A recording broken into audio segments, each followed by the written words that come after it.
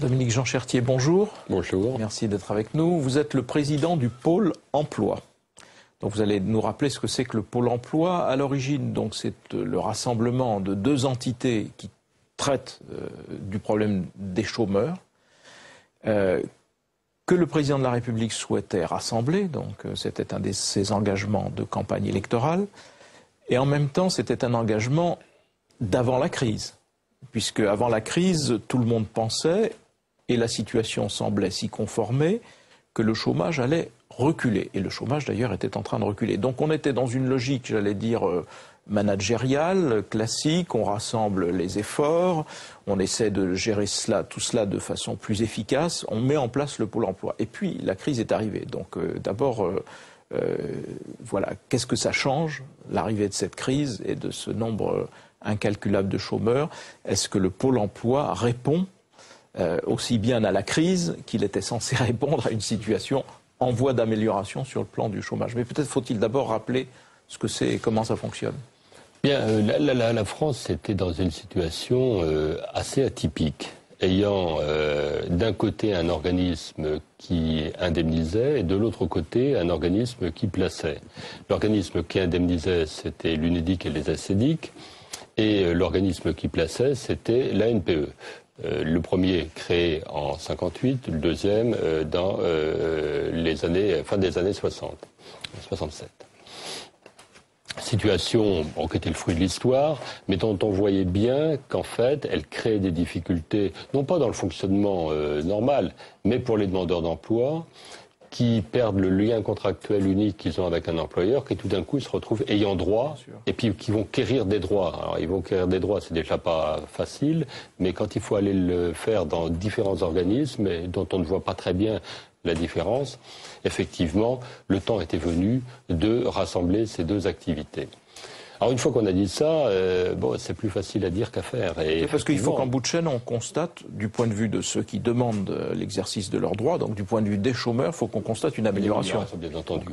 Et là, malencontreusement, ça a percuté une situation économique que personne n'avait prévue, puisque je le rappelle qu'il y a un an, rares étaient les économistes, les prévisionnistes de tout genre qui pouvaient imaginer qu'on se trouverait dans une situation où, au début de cette année 2009, on a eu 3000 demandeurs d'emploi de plus par jour s'inscrivant à Pôle emploi. 3000 par jour. Alors, on est à un rythme qui s'est un peu atténué, mais excusez-moi, on était au mois d'avril encore, mars-avril, un rythme de 2000 demandeurs d'emploi de plus par jour. Voilà. Alors, est-ce qu'il fallait faire cette fusion dans ces circonstances ? D'abord, on n'avait pas le choix. La fusion était lancée. La deuxième chose, c'est qu'effectivement, moi, ce que j'ai pu constater sur le terrain, c'est que là où ça fonctionne bien, et il y a beaucoup d'endroits où ça fonctionne bien, c'est plutôt mieux pour les demandeurs d'emploi. Et si, globalement, je me rapporte à une situation que j'ai vécue, moi, dans le début des années 90, en tant que patron des ACEDIC et de l'UNEDIC, eh bien, en fait, on l'a oublié. Mais au début des années 90, on était dans des situations où il y avait des retards considérables sur l'indemnisation des demandeurs d'emploi et où il y avait également des dossiers en instance, ce qu'on appelle les dossiers non traités, donc, qui étaient en nombre beaucoup plus important que ceux qu'on a connus actuellement. C'est une période où il y avait eu d'ailleurs aussi un pic de chômage, puisque l'année 92-93 est une année presque de record, d'ailleurs record qui sera peut-être dépassé par les circonstances actuelles, mais donc une année de très très forte explosion du chômage. Ce sont des années qu'on peut, en termes d'activité, comparer. Oui, et donc la situation est plutôt moins mauvaise que celle qu'on a connue à l'époque. Alors, comment ça fonctionne? Vous êtes président du Pôle emploi, donc il y a un directeur général qui met en place les actions de pas loin de 50 000 personnes.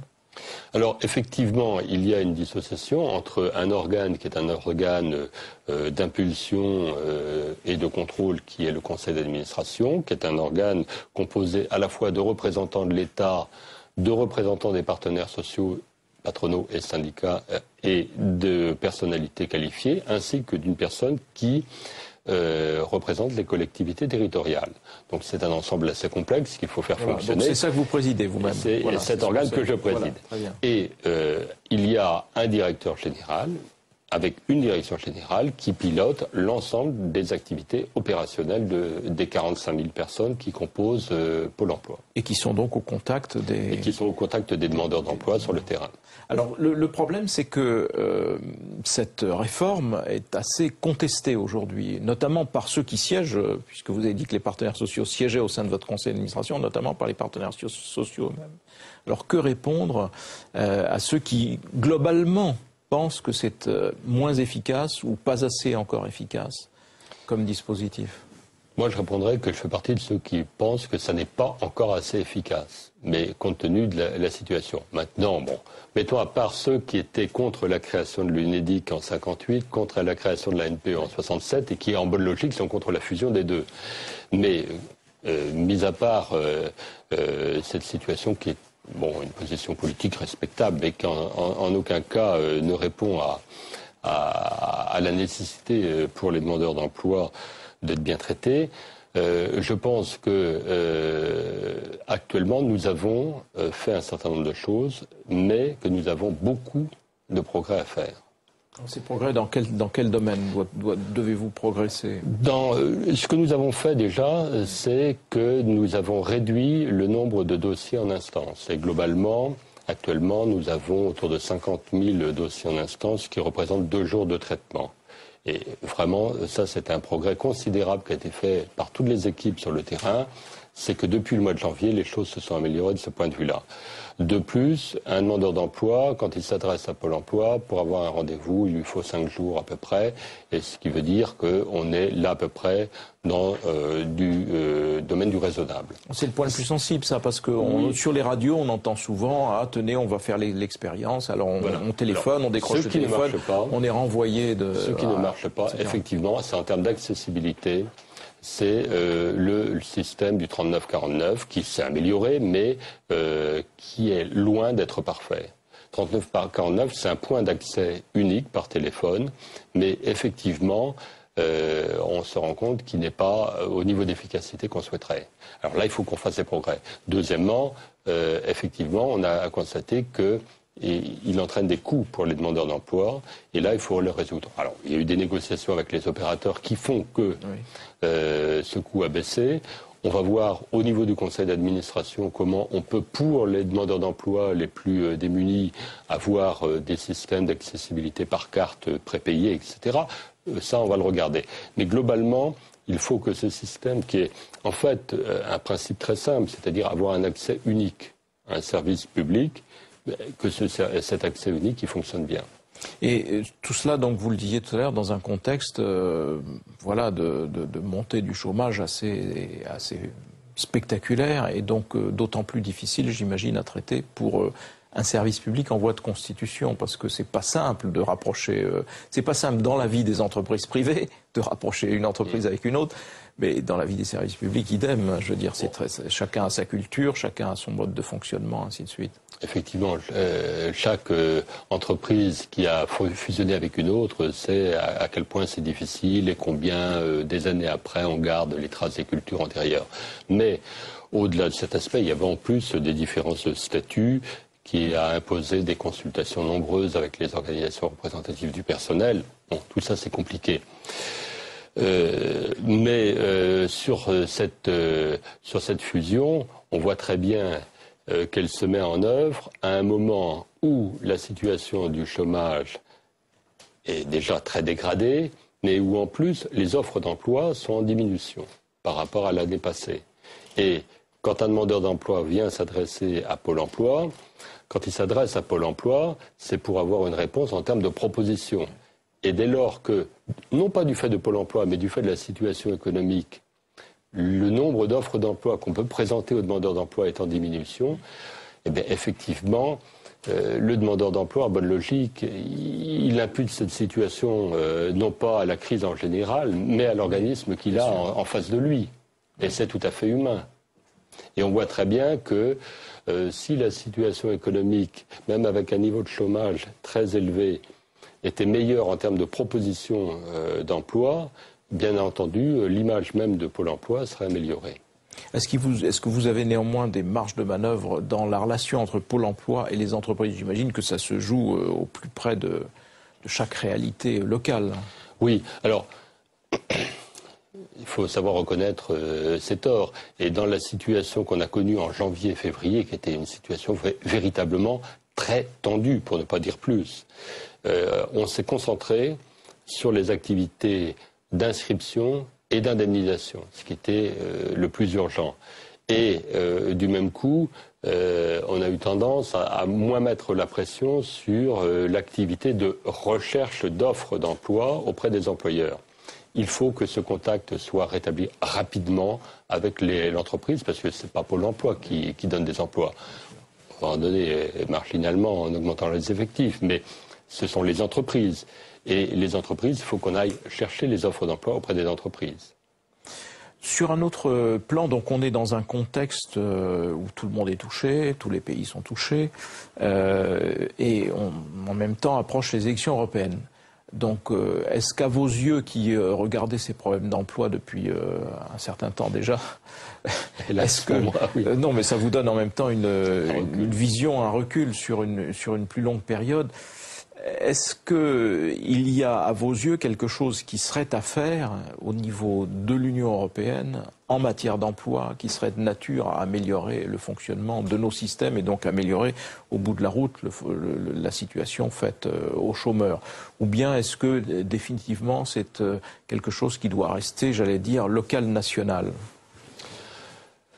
Votre question est complexe, puisqu'on a tendance à considérer que l'emploi est d'abord une question locale, voire même infralocale au sens de bassin d'emploi. Effectivement, les réponses, on les voit immédiatement sur une situation géographique très limitée. Bon, ceci étant, on sait très bien que il y a des régions qui sont plus affectées que d'autres et que les notions de mobilité, je ne parle même pas de mobilité européenne, de mobilité infranationale, sont des réalités qu'il va falloir traiter. Parce que des bassins d'emploi sont sinistrés, d'autres par contre sont en situation quasiment de plein emploi. Je pense que, au-delà des questions marginales que sont les régions frontalières où effectivement là l'Europe peut jouer un rôle, mais le joue déjà, il y a probablement au niveau européen, parce que le problème qu'on rencontre en France, on le rencontre aussi en Europe, c'est une question d'adaptation de la main-d'œuvre aux besoins des entreprises. Il y a probablement des grands programmes de formation ou des aides à la formation qui peuvent être conçus au-delà même de la dimension nationale. Parce que pour le moment, tout ce qui est mouvement d'industrie, de déplacement d'industrie est perçu comme l'abomination de la désolation. C'est-à-dire on transporte une industrie d'ici à là, avec le fameux exemple utilisé par Nicolas Sarkozy sur la Tchéquie, qui a provoqué les tensions que l'on sait entre les deux pays, alors que si une organisation meilleure du territoire européen pourrait peut-être faciliter les choses, à condition que voilà, des déplacements puissent être possibles ou organisés ou améliorés dans un territoire où l'on est censé circuler librement. Dans une situation de crise, on a toujours tendance à voir surgir les égoïsmes nationaux, voire même territoriaux. C'est tout à fait humain. Et dans le même temps, ne pas voir tout ce que l'Europe et l'ouverture du marché européen a apporté comme développement économique. Donc il faudra un jour ou l'autre concilier ces deux aspects, l'aspect social et l'aspect économique sur le plan européen. Autre sujet qui vous concerne, donc là nous étions sur le pôle emploi que vous présidez, que vous pilotez, avec les difficultés que vous venez de nous évoquer. Vous aviez été chargé par le président de la République d'une mission de réflexion suivie d'un rapport que vous lui avez remis sur la réforme éventuelle d'une institution peu connue dans la République, qui est le Conseil économique et social. Conseil économique et social, c'est une assemblée de membres désignés qui représente donc la société civile, et qui est placé auprès du Premier ministre, auprès du gouvernement. Alors, qu'est-ce que vous avez découvert dans ce rapport? Faut-il réformer ce type d'assemblée? Pourquoi faire et comment? Le Conseil économique et social est effectivement peu connu, trop peu connu des Français, quelquefois trop peu connu de la puissance publique exécutive aussi. Et c'est la 3e assemblée de la République française. Alors, c'est une assemblée qui est censée représenter la société civile. Ce que... Qui la représente quand on regarde, par exemple, les organisations syndicales et patronales sont très fortement représentées. Les organisations patronales et syndicales sont représentées, mais sans prétendre être une image fidèle de la société, je pense qu'une assemblée comme le Conseil économique et social doit être plus proche de la représentation de la société civile qu'elle ne l'est actuellement. En d'autres termes... Par exemple, qu'est-ce qui manque dans la représentation de cette société civile? Si on regarde la composition de la société civile, on voit que le poids du salariat a augmenté par rapport à ce qu'il était dans les années 50. Or, il n'a pas augmenté à due proportion. Le poids des petites entreprises et de l'artisanat a augmenté. Il n'a pas augmenté au sein du... Ça n'est pas faire offense au monde agricole que de dire qu'ils ont une représentation qui correspond à peu près à ce qu'on trouvait dans la France des années 60 et pas ce qu'on trouve dans la France des années 2000. Je dis, ça c'est une grande tradition nationale, la surreprésentation Probablement. des milieux agricoles. Et donc, il y a une problématique de composition. Il y a ensuite une problématique qui touche à la répartition homme-femme. C'est une assemblée, comme vous le disiez fort justement, désignée. Et s'agissant d'une assemblée désignée, il n'y a aucune raison de ne pas imposer une répartition homme-femme qui correspond à la réalité de la population active. La moitié de Donc la parité devrait s'appliquer. La parité devrait s'appliquer. On en est loin. Et on en est très loin. Et s'agissant d'une assemblée dite du premier mot, il me paraît très normal que le nombre de mandats dans leur succession soit limité à 2. C'est quoi une assemblée dite du premier mot? C'est une assemblée qui débat de tous les thèmes sans que ça n'ait une nécessité de traduction législative. Mais ça permet à l'ensemble des corps intermédiaires de s'exprimer sur différents sujets, qui soient des sujets sociaux, économiques, environnementaux, éthiques également. Et ça permet d'éclairer le pouvoir exécutif ou le pouvoir législatif. Prenons l'exemple du travail dominical. C'est un sujet qui m'a particulièrement intéressé. Voilà un sujet qui a été débattu au sein du Conseil économique et social. Personne n'en a entendu parler. Et malheureusement, personne n'a entendu parler d'un débat qui était un débat riche, qui a permis à toutes les parties de s'exprimer, sans enjeu immédiat, mais qui devrait, de mon point de vue en tout cas, instruire un débat parlementaire ou une décision exécutive. Voilà l'exemple type de choses où le Conseil économique et social travaille d'ailleurs avec beaucoup d'applications, mais où il n'y a malheureusement pas une prise en compte suffisante de ces débats et de ces travaux, ensuite dans l'élaboration législative ou dans les décisions de toute nature prises par le pouvoir exécutif. Pour revenir d'un mot sur la représentation, puisqu'on cherche à y représenter la société civile, et puis après évidemment le problème c'est de savoir si ça sert à quelque chose, mais ça c'est aux politiques d'en décider, ils peuvent très bien faire comme ça. Mais pour en venir à la représentation, on sait que le président de la République lui souhaitait dans l'élargissement de cette représentation. Alors vous évoquiez la parité et les femmes. Lui avait l'idée d'introduire des représentants des religions. Est-ce qualité? Alors est-ce que ça faisait partie de vos conclusions à vous et comment vous voyez ce problème? Parce que ça, pour le coup, c'est délicat dans une institution laïque, enfin dans des institutions laïques comme les nôtres. Alors c'est un point effectivement sur lequel j'ai travaillé et à cette occasion, j'ai rencontré l'ensemble des s'intéresser, c'est-à-dire les représentants des grands cultes musulmans, protestants, catholiques. et juifs, et j'ai rencontré également les représentants de ce qu'on appelle le mouvement philosophique, c'est-à-dire les francs-maçons. D'ailleurs, j'ai été extrêmement intéressé par la puissance d'analyse de ces différents courants sur les évolutions sociétales. Et j'ai pensé effectivement qu'ils pouvaient être d'un apport très intéressant sur beaucoup de questions qui touchent la société. Pour autant, faut-il les considérer comme représentants de la société civile?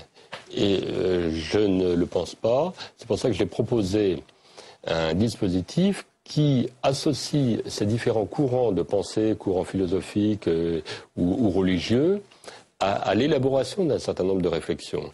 Et il faudrait, j'ai proposé que la loi prévoie que sur différents sujets éthiques, eh bien, les mouvements soient systématiquement consultés. Dans votre idée, il n'intégrerait pas le Conseil économique et social New Look, qui, par parenthèse, serait élargi aussi aux questions environnementales. Tout à fait.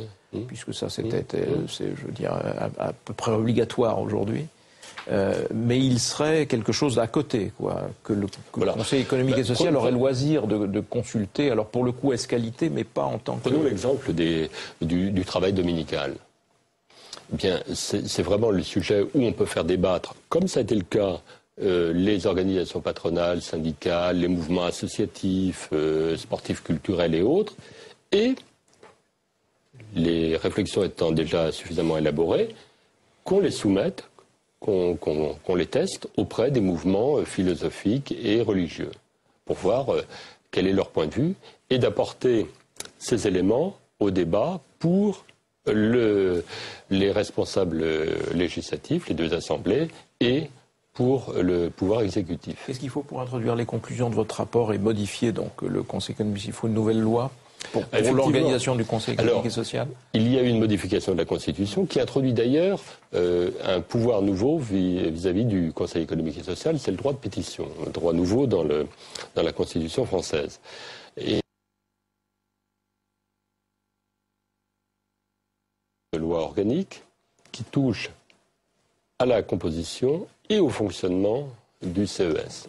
Donc on aura l'occasion, lorsque tous ces textes viendront devant le Parlement, évidemment, de remettre tout ça au goût du jour. Ça va être un débat important. Un débat important. Merci Dominique Jean-Chertier. En tout cas, je rappelle que vous êtes président du pôle emploi et donc en charge d'un secteur extrêmement sensible dans la vie d'aujourd'hui, dans la crise d'aujourd'hui, et en même temps auteur donc d'un rapport pour le président de la République sur la réforme, la future réforme du Conseil économique et social qui deviendrait Conseil économique, social et environnemental. Merci Dominique Jean-Chertier. Merci. Merci.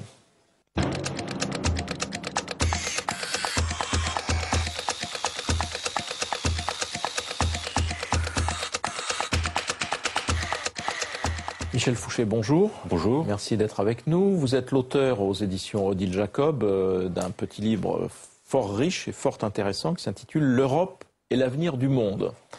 Alors, comme nous sommes en pleine préparation des élections européennes, nous allons parler d'Europe, moins du scrutin lui-même que d'un certain nombre des composantes de cette Union européenne, dont on voit bien qu'elle fait l'objet d'un désamour dans beaucoup d'opinions, notamment dans l'opinion française, qui avait été au contraire à la tête de l'ambition européenne et qui se trouve aujourd'hui vraiment, on ne peut plus sceptique. Et peut-être est-ce faute d'ailleurs de bien connaître les mécanismes de l'Europe elle-même, ce à quoi elle sert, etc.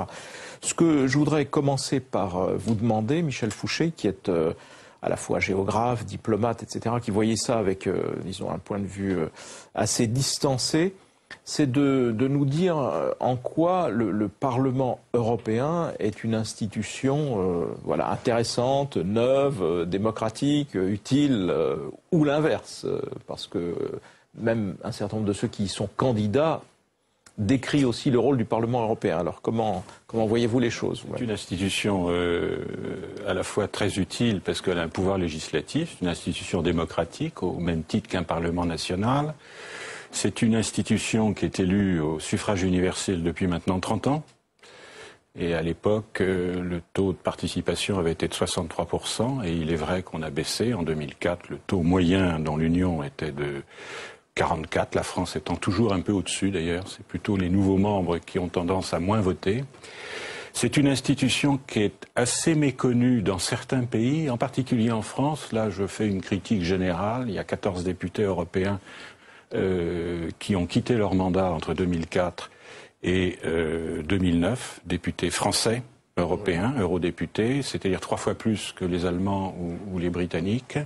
Donc ce n'est pas une institution qui est suffisamment investie par les responsables politiques français, d'autant plus qu'en France on a cette spécificité que vous connaissez très très bien, qui est le cumul des mandats et qui pose un problème. Cela dit, auquel il faut ajouter d'ailleurs le fait que les partis envoient souvent à Strasbourg un des sièges du Parlement européen, des politiques, parfois pour les mettre à l'écart, parfois parce qu'on ne sait pas trop, etc. Enfin, ça n'est pas forcément... à l'écart les meilleurs. Ça n'est pas forcément... On met à l'écart les meilleurs, dans les listes actuelles, les vrais spécialistes. Alors, c'est un Parlement qui a de plus en plus de pouvoir, même sans attendre l'éventuel nouveau traité de Lisbonne. D'ores et déjà, il est en codécision avec le Conseil européen, c'est-à-dire les chefs d'État et de gouvernement, qui est l'exécutif de l'Union européenne, pour à peu près 30% des décisions législatives. C'est-à-dire les directives et les règlements passent par le Parlement européen. Le Parlement européen, en ce moment, deuxième point, un contrôle sur le budget, la partie non obligatoire des dépenses. Avec Lisbonne, il aura l'ensemble du budget. On va revenir à ce qui va changer et donner quelques points d'illustration de ces pouvoirs, mais je voudrais juste revenir sur un point que vous avez évoqué, pour rester d'un mot sur l'euroscepticisme. Bon, en France, on voit bien quelles en sont les composantes, mais pourquoi l'abstention est-elle plus forte chez les nouveaux membres? Parce que les pays qui viennent d'intégrer l'Union, a priori, sont ceux qui en profitent le plus, concrètement, parce que l'Europe a un impact immédiat, visible, positif. Pourquoi est-ce cette distance? Je pense qu'ils estiment que, d'abord on verra pour la Pologne, qui est une situation assez particulière où l'euro-optimisme est absolument généralisé, notamment dans les campagnes. Parce que les changements se voient à l'œil nu. C'est tout à fait frappant, même quand on sort de Varsovie, cette espèce d'enthousiasme, bon, un peu comme au Portugal autrefois où il y avait des drapeaux européens partout, et bien entendu en Espagne. Bon, mais en Slovaquie, en Roumanie, on estime qu'on s'est déjà exprimé à plusieurs reprises sur l'adhésion et ça va de soi, si vous voulez. Donc il n'y a pas cette conscience politique d'une citoyenneté européenne. Je crois que c'est lié en particulier au fait, mais il faudrait le vérifier dans le détail. Mais je le dis souvent, en 2004, 6 des 10 États qui ont adhéré n'avaient pas d'existence étatique en 1991.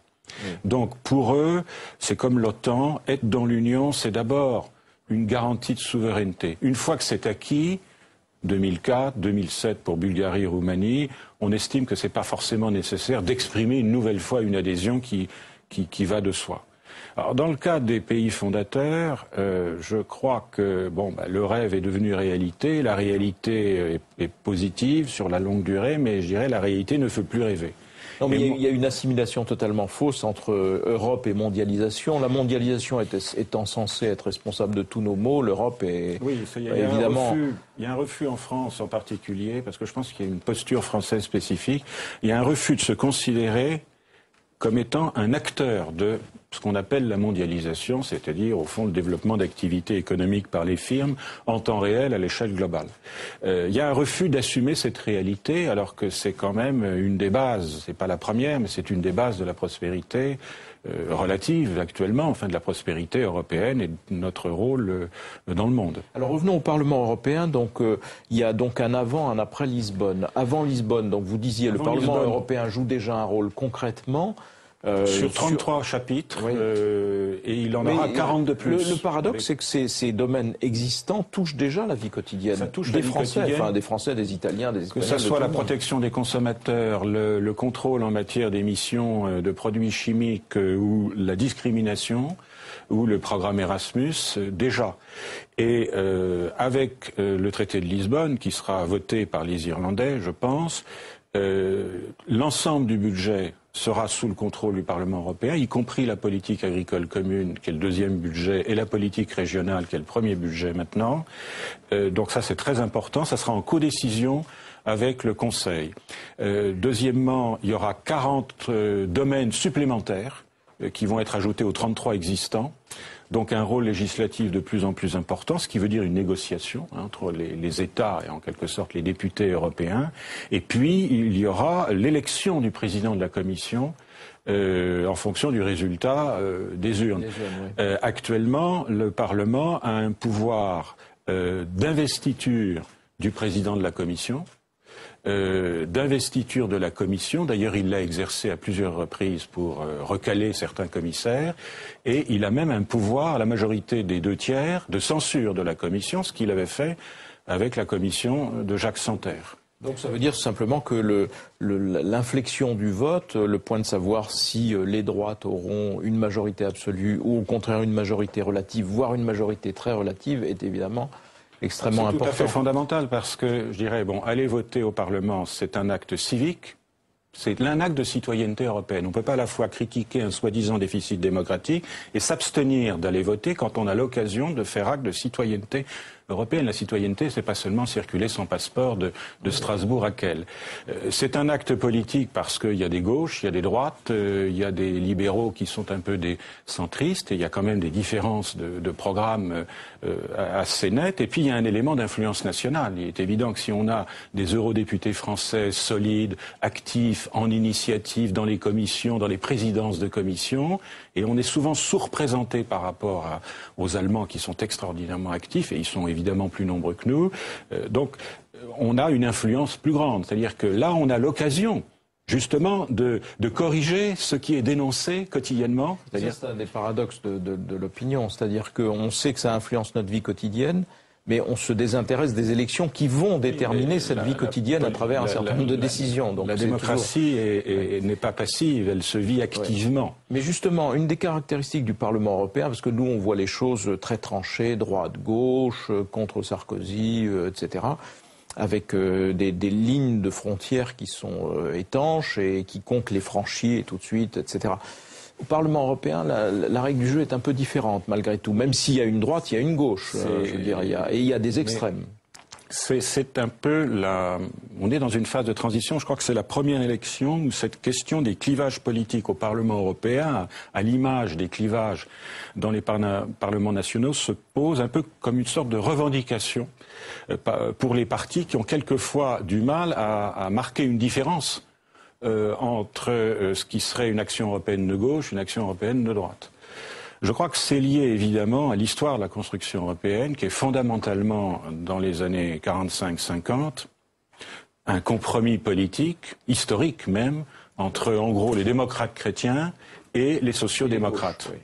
Et c'est ça ce qui a permis, contre les souverainistes et les communistes, d'avancer, de faire quelques coups de force, finalement, une minorité agissante, et d'imposer, au fond, des éléments fédéraux comme la monnaie ou des éléments intergouvernementaux nombreux. Donc, il y a en même temps une souplesse et la capacité de former des coalitions selon les sujets, ne serait-ce que pour exister face aux représentants des États et à la Commission, parce que pour peser, le Parlement doit faire corps, et quelquefois la gauche et la droite doivent s'associer dans des démarches pour peser sur la Commission.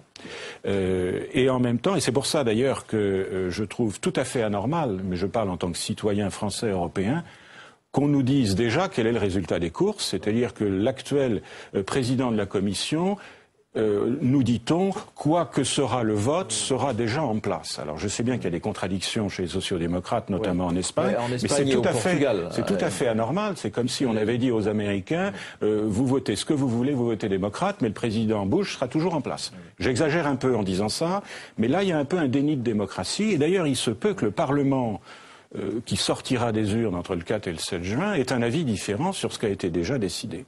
Là il y a un vrai déni de démocratie.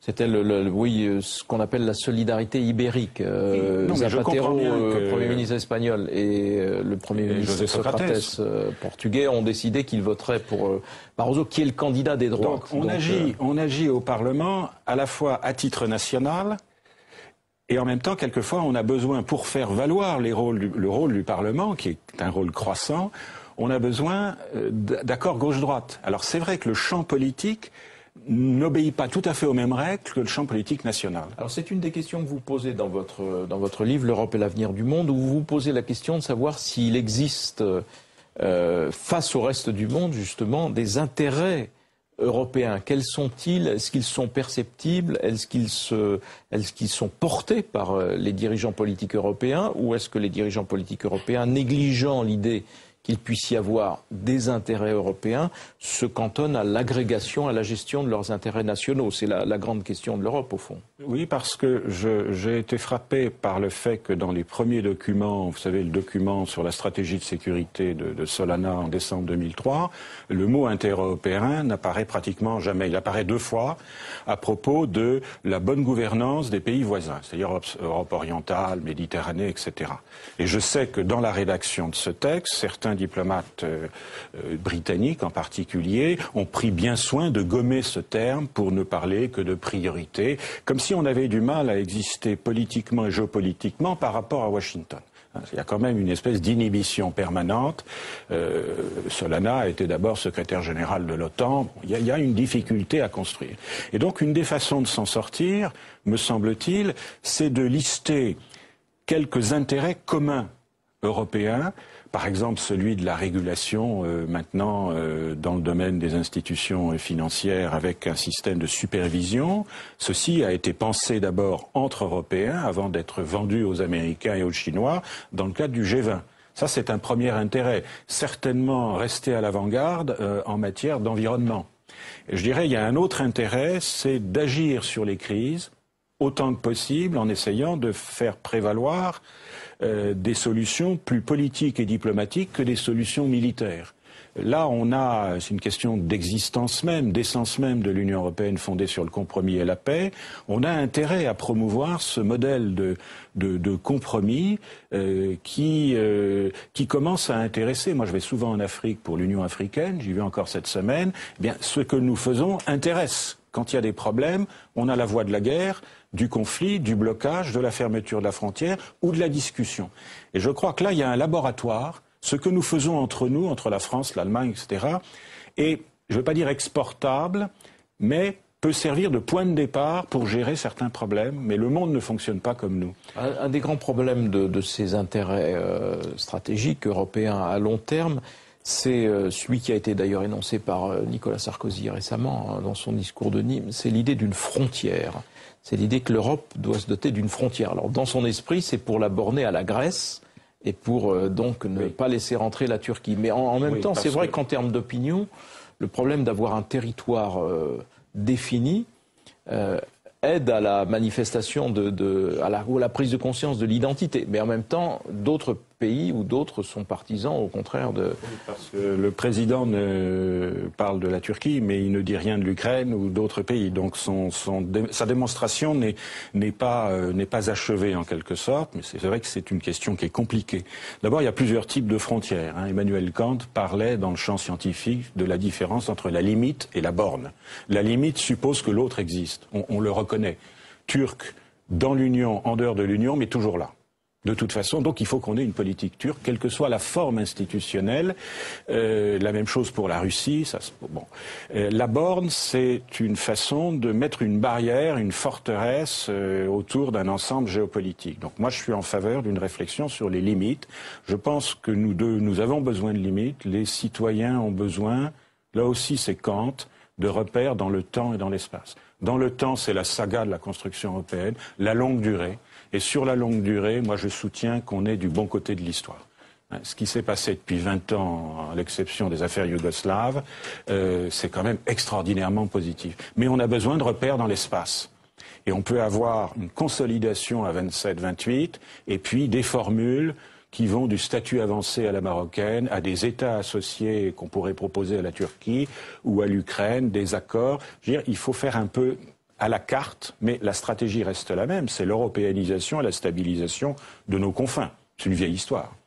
À condition d'arriver à convaincre les opinions et d'arriver, puisque nous sommes dans des processus exclusivement démocratiques, d'arriver à réentraîner les uns et les autres. C'est là où la qualité, non pas tellement du leadership, mais de l'énonciation des enjeux. Ce qui nous manque aujourd'hui, c'est quelquefois, je dirais, des adresses assez solennelles de responsables politiques éminents en disant voilà les grands enjeux, voilà nous sommes en 2009, voilà nous venons depuis 20 ans, et voilà les perspectives, voilà la route. Ceci, à mon avis, fait défaut, parce qu'on est trop dans le court terme et on perd le sens de l'histoire. Et si on perd le sens de l'histoire, on perd la mémoire, y compris de ce qu'on a réussi.